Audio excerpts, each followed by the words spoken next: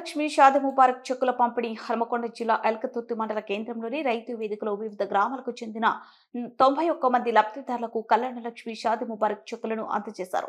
ఈ కార్యక్రమంలో ఎల్కతుర్తి మండల కాంగ్రెస్ పార్టీ అధ్యక్షులు ఎలిగటి ఇంద్రసేనారెడ్డి, సింగిల్విండో మాజీ అధ్యక్షులు గోలి రాజేశ్వరరావు, ఎంఆర్ఓ, ఎంపీడీఓ వ్యవసాయ రాజ్కుమార్తో పాటు అన్ని గ్రామాల కాంగ్రెస్ పార్టీ అధ్యక్షులు, కార్యదర్శులు, కార్యకర్తలు పాల్గొన్నారు. ఈరోజు ఎల్కతుర్తి మండల కేంద్రంలో రైతు వేదికలో ప్రభుత్వం నుండి మంజూరు చేయబడిన 91 మంది కళ్యాణలక్ష్మి మరియు షాదీ ముబారక్ లబ్ధిదారులకు చెక్కుల పంపిణీ కార్యక్రమం నిర్వహించడం జరిగింది.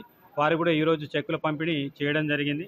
దానికి సంబంధించిన 91 మంది లబ్ధిదారులకు మనకు 91,10,556 రూపాయల సంబంధించిన చెక్కులు ఈరోజు డిస్ట్రిబ్యూషన్ చేయడం జరిగింది.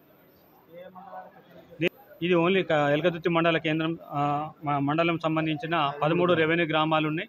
దాంట్లో ఈరోజు 12 రెవెన్యూ గ్రామాలకు సంబంధించిన చెక్కులు రావడం జరిగింది.